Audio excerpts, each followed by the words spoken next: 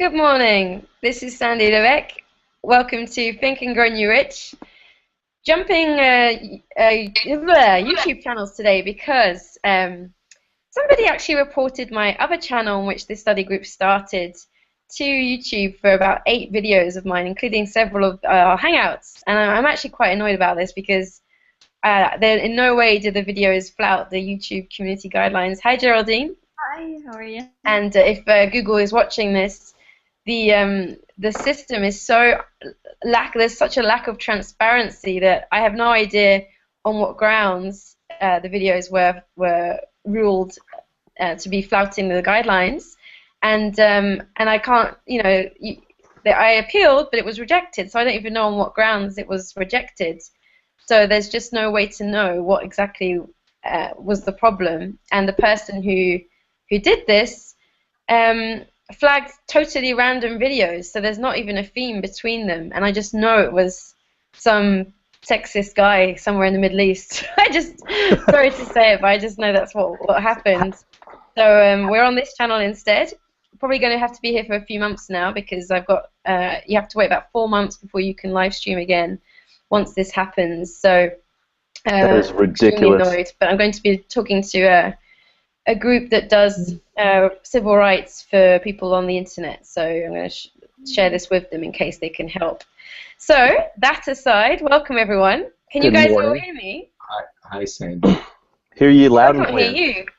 Good morning, Tracy. Oh yeah, I can. Good morning. Sorry if I talked over anyone. I just realized I had my mute on, so I was like, it feels really quiet. Interesting reading about your YouTube problem there. Yeah, this is a thing to be aware of for anyone using YouTube, is that it's a very it's happened to me once before, but it's very much on the side of trolls, basically. Like, there's all these articles, geeks versus trolls, because if one person decides they don't like someone, they can just flag a bunch of videos and get your account, in the worst case, terminated, and that's happened to several friends of mine. And sometimes it can get reinstated. That happened to a good friend. It's why I actually have several YouTube accounts, because I don't want to get too reliant on one of them in case that happens. Sure. And yesterday, that's why I couldn't host the YouTube, because it said my account had been stopped. So when they rejected your appeal, it was just a flat out no. There was they don't no tell explanation. you why. And the person, because I've gone through this from the other end to see how it works, it's when you complain against a video, you don't have to show any proof of why you're complaining. You just select which box. It's so easy, and YouTube automatically shuts down your. I can't even access the videos. I can't use the account at all now. Oh, yeah. And many of them were interviews I did with women, and several of our hangouts. So I just have a feeling it was some guy that doesn't like women being on TV, something like that. Do your interviews from now on wearing a full body covering. A burqa, yeah, exactly. And yeah. So I'm just slightly annoyed, but I'm not going to stop. So right. I have several accounts, so we'll just keep. And they can't stop us. And Google, the power. Yeah, I just think Google should make their processes way more transparent, because you just have no clue what's going on as a creator. And that I started this show really to, not even with any logical reason. I just had this gut instinct to do it, and people are watching it all over the world. It's getting a lot. We're all getting a lot out of it. So to not be able to do it because of some angry troll is quite frustrating. But here we are. They find a way. They tag some of the Think and Grow Rich shows. Yeah, that was the first one that came up. It was 4 of our videos and 3 interviews I've done with women. Because I have a series of interviews I do with internet sheroes, I call it. Women to sort of. I've seen those. Yes. Yeah, and one of them was an interview I did 2 weeks ago with a lovely mum who, we talked about her son, like acts of kindness, Yeah. I'm like, how could that flout the guidelines in any way? I don't know, Sandy, but to me that all sounds very offensive. Yeah, I know. Everything you've described is. I'm not going to watch that garbage. Exactly. It shouldn't be putting out stuff that could inspire people to know they can change their lives, you know. Maybe you should just start clicking the 18 plus button Yeah, on all your videos. exactly. So those videos have now been age restricted, ironically. Um, just the lesson from this for you guys, like anyone who uses YouTube, is to not be too reliant on it. You know, have several channels. Yeah. It's even why actually the company I work with, they started their own media hosting because of this, because so many people were having issues with it at one point. So there's always ways around it, but it's just, you know, it's what I've spent most of my morning taking care of. So we're on chapter 10 now, reading about masterminds, and we read about Gandhi yesterday, or Glenn did actually for the first time. Hey, Glenn. Yeah. So would any of you like to read this morning? Anyone have a particular desire? I always have a desire to read. Yeah. It sounds like you don't have feedback anymore. It must be the headphones. Yeah, my computer's still humming like crazy, but. Okay. Yeah, no, there's no sound, so that would be great, Tracy, if you're up for it. And just let me know what page. Yeah, sure. 157. I'll just check the numbers because sometimes my brain does weird things. Can't minimize the screen. Oh, bugger. That's why they banned it. You say things like bugger. Yeah, I know, exactly. That's British. Yeah. Probably even say the word bloody now and then too. Oh, I can't minimize my screen at all. So basically, we just finished reading about Gandhi, and I looked it up just before. I think it's 157. Okay. And it starts to talk about money. I can't even see my copy, I'm afraid. So look at every yours. man who manages a business knows. Yeah. The last paragraph about Gandhi, and then it starts I think it was right around there. I think we stopped. Okay. Yeah, let's go from there. All right. Cool. Thanks, Tracy. Sure. Every man or woman who manages a business knows what a difficult matter it is to get employees to work together in a spirit even remotely resembling harmony. The list of the chief sources from which power may be attained is, as you have seen, headed by infinite intelligence. When two or more people coordinate in a spirit of harmony and work toward a definite objective, they place themselves in position, through that alliance, to absorb power directly from the great universal storehouse of infinite intelligence. This is the greatest of all sources of power. It is the source to which the genius turns. It is the source to which every great leader turns, whether he or she may be conscious of the fact or not. The other two major sources from which the knowledge necessary for the accumulation of power may be obtained are no more reliable than the five senses of man. The senses are not always reliable. Infinite intelligence does not err. In subsequent chapters, the methods by which infinite intelligence may be most readily contacted will be adequately described. This is not a course on religion. No fundamental principle described in this book should be interpreted as being intended to interfere either directly or indirectly with any man's religious habits. This book has been confined exclusively to instructing the reader how to transmute the definite purpose of desire for money into its monetary equivalent. Read, think, and meditate as you read. Soon the entire subject will unfold, and you will see it in perspective. You are now seeing the detail of the individual chapters. Money is as shy and elusive as the old-time maiden. It must be wooed and won by methods not unlike those used by a determined lover in pursuit of the girl of his choice. And coincidental as it is, the power used in the wooing of money is not greatly different from that used in wooing a maiden. That power, when successfully used in the pursuit of money, must be mixed with faith. It must be mixed with desire. It must be mixed with persistence. It must be applied through a plan, and that plan must be set into action. When money comes in quantities known as the big money, It flows to the one who accumulates it as easily as water flows downhill.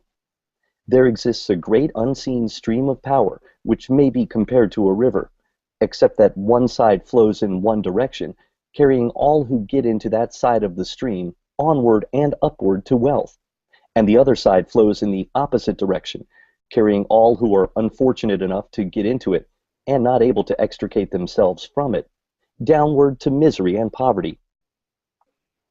Every man who has accumulated a great fortune has recognized the existence of this stream of life. It consists of one's thinking process. The positive emotions of thought form the side of the stream which carries one to fortune. The negative emotions form the side which carries one down to poverty. This carries a thought of stupendous importance to the person who is following this book with the object of accumulating a fortune.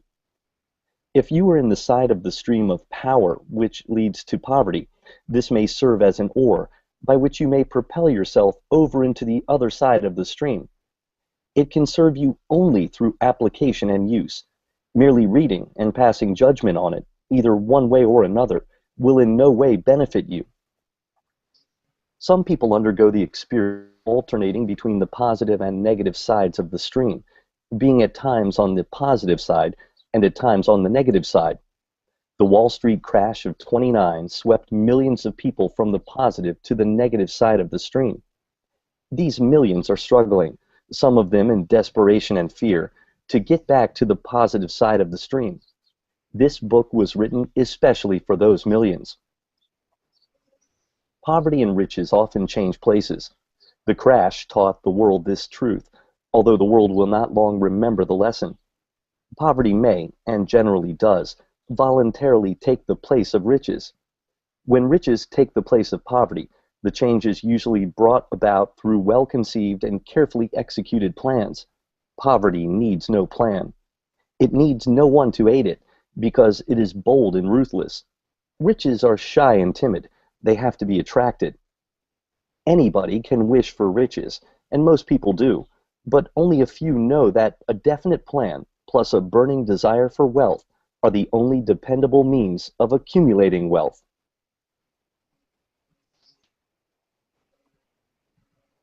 So, I guess today could be a shorter day, unless you want me to start talking about Mystery of sex. the mutation. Play a little Barry White in the background. I don't mind, guys. Should we take a vote? What do you reckon? I guess we could start on that, right? I mean, Sure, keep going. Yeah, I say keep going. We don't have to just do one passage at a time. Yeah, let's do that. Did I just make my screen small again? No. Okay, I'll keep going.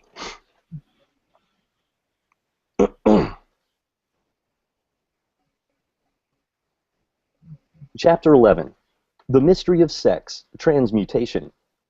The 10th step toward riches. The meaning of the word transmute is, in simple language, the changing or transferring of one element or form of energy into another.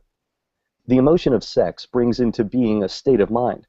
Because of ignorance on the subject, this state of mind is generally associated with the physical, and because of improper influences to which most people have been subjected, in acquiring knowledge of sex, things essentially physical have highly biased the mind. The emotion of sex has back of it the possibility of three constructive potentialities.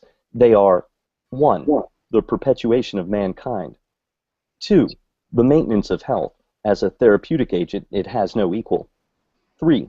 The transformation of mediocrity into genius through transmutation. Sex transmutation is simple and easily explained. It means the switching of the mind from thoughts of physical expression to thoughts of some other nature.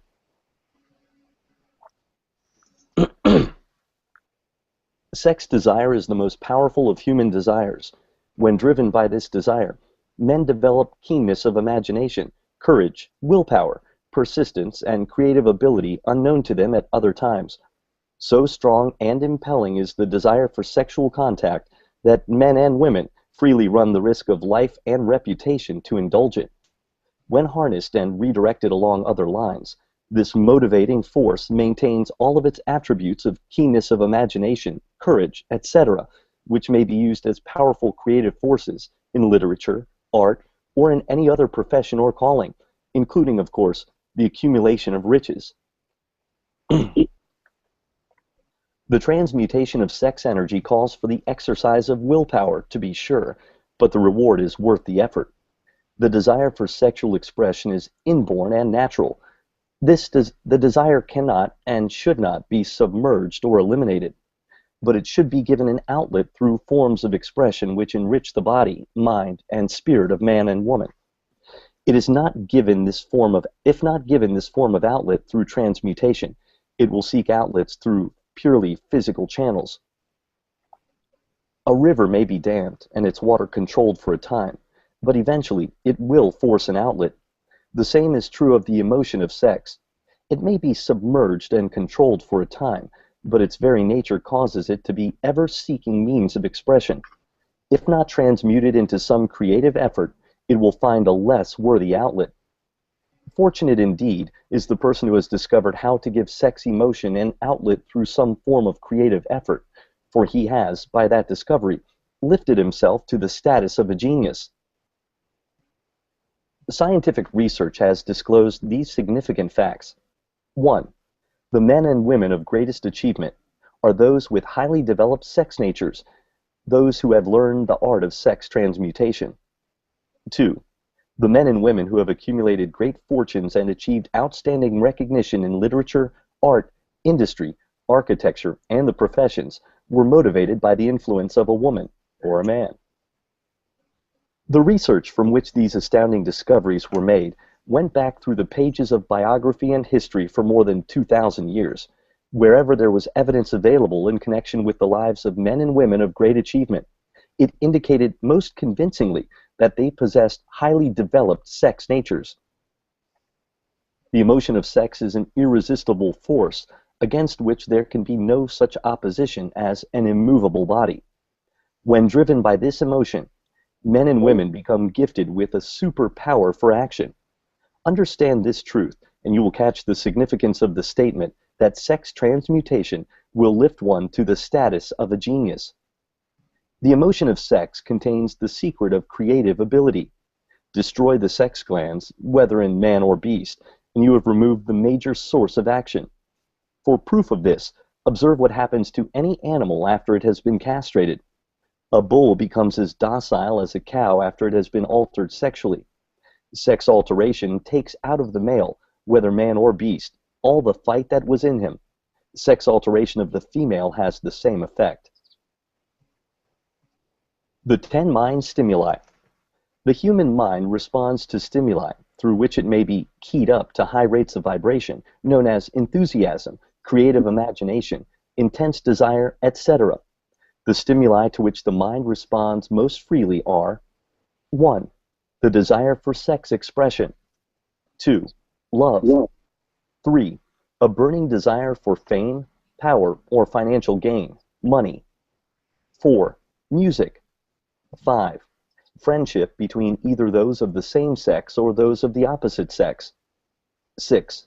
A master-mind alliance based upon the harmony of 2 or more people who ally themselves for spiritual or temporal advancement. 7.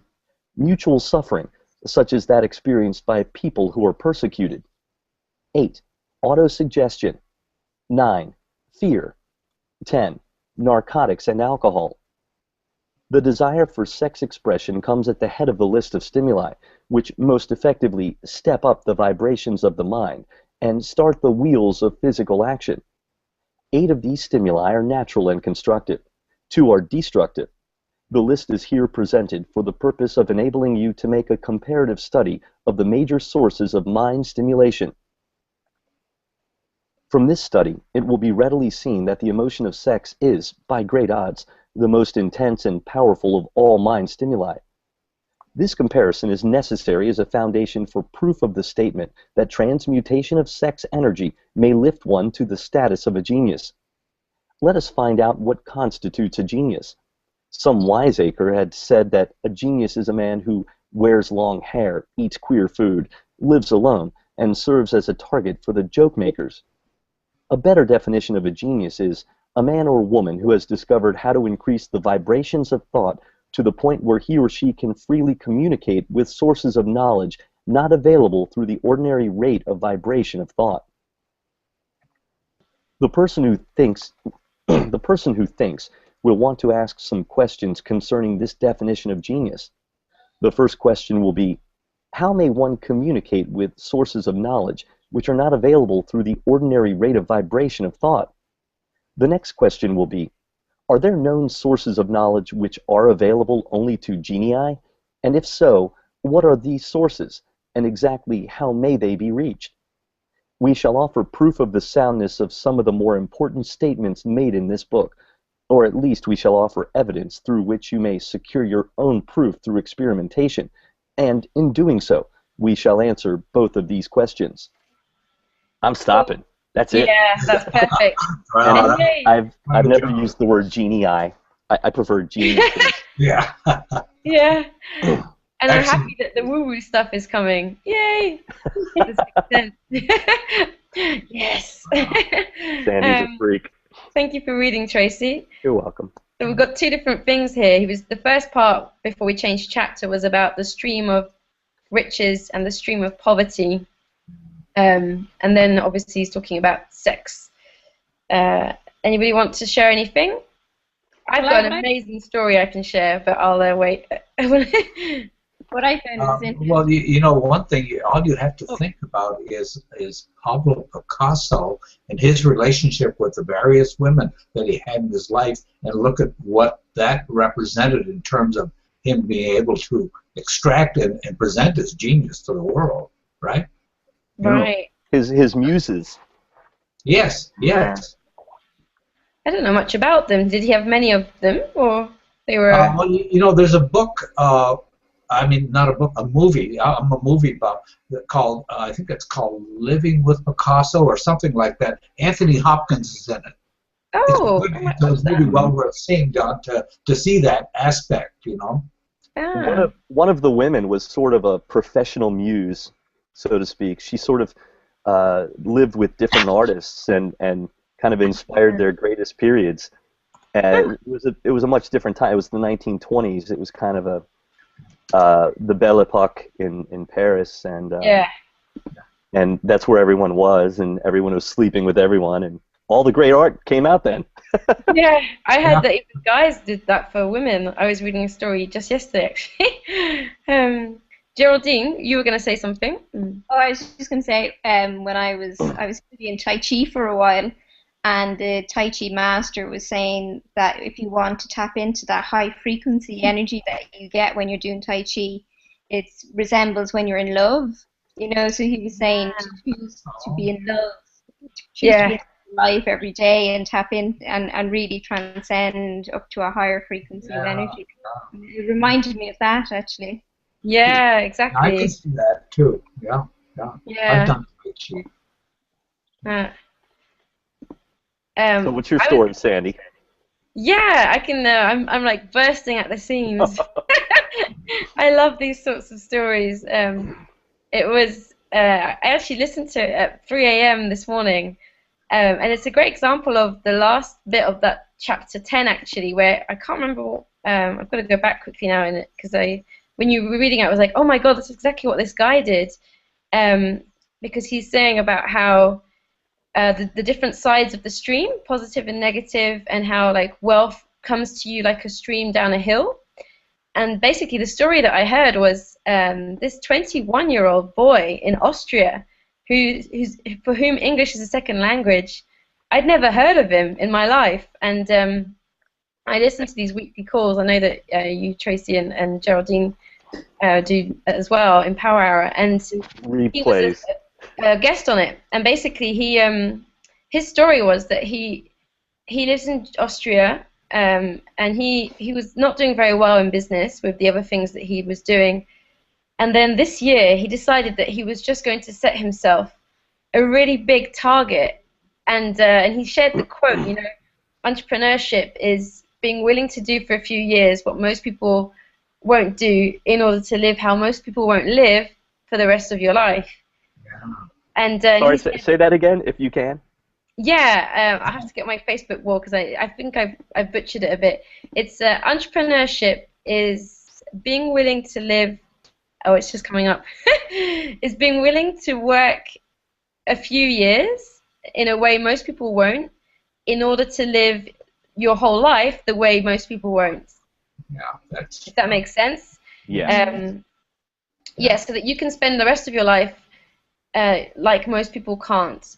And he said that he always liked that quote and it inspired him, but he didn't like the years part. It always felt like that wasn't right, quite true. So he set himself this test. Yeah, but he gave himself 3 months to hit $100,000. Kids are so impatient. Yeah. Yes. The amazing thing is, he set this intention. He spoke it out to the world, onto YouTube with his team. He only had one person in his team at the time.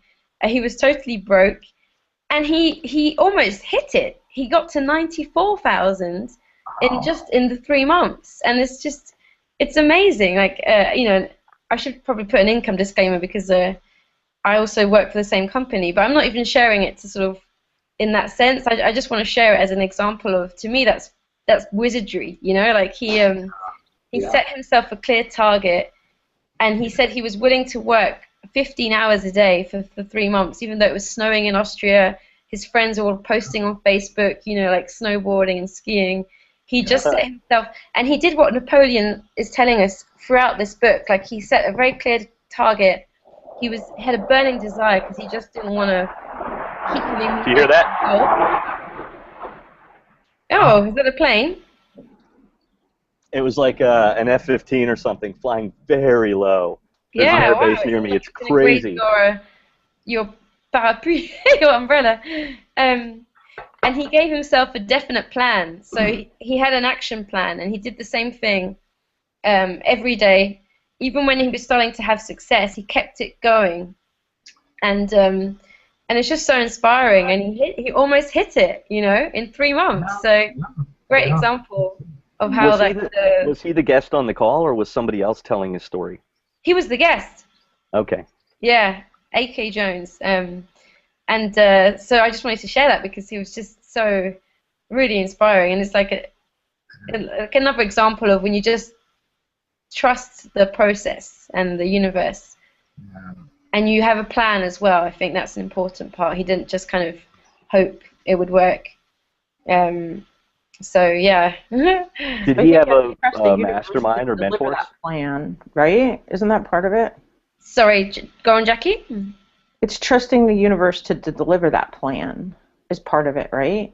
Yeah, he talked about that a lot. He said like he had moments where he wanted to quit, and he felt he was being tested by the universe. Like those were his exact words.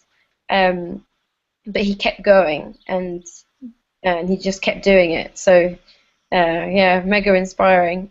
And Tracy, you asked if he had a mentor or a mentor or a mastermind this entire time that he was doing it, or did he just go it alone? He just kind of went it alone, and he created a mastermind, like in his team, like an elite mastermind.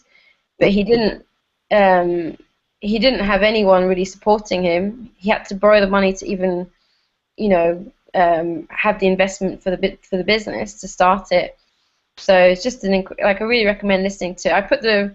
Anyone can listen to it. It's on my Facebook wall. The replay details. But I think you left off the password, the code. Oh, no, I didn't. No? Oh, okay. That was yesterday, like 4 a.m. when you posted it. Something. No, I posted the quote he shared, and I put the details there. So yeah, just an inspiring story. So does anybody else want to share anything before we finish? I don't know. The whole sex transmutation thing, I think we'll go a little further into it tomorrow, but I have to think about that before I can really speak to it. It seems like when I was much younger, I was more motivated that way, in that sense. But yeah, I understand that. But now I feel like I'm just more motivated by like being comfortable, Yeah. I think it's a lot like Geraldine said too. Like when you're doing Tai Chi, you are trying to reach out and hit that resonance, right, with the universe, trying to vibrate. And some of that is, of course, I think our sexuality, too. I think it's a natural thing. And even when you enjoy the beauty of a place and things like that, some of that is our sexuality, I believe, you know. Yeah. Yeah. We'll Kind of see. like what you were saying, Sandy, about feeling like you broke up with that place when you moved out. Yeah. Actually, Yeah. I was just thinking something that helps me get into that state is a book. I've talked about it before, The Way of the Peaceful Warrior. There's a passage at the end when he has this kind of breakthrough moment and he realizes that he's part of the universe. Right. And I've been reading that passage every night recently because it helps me. I feel like I connect to source.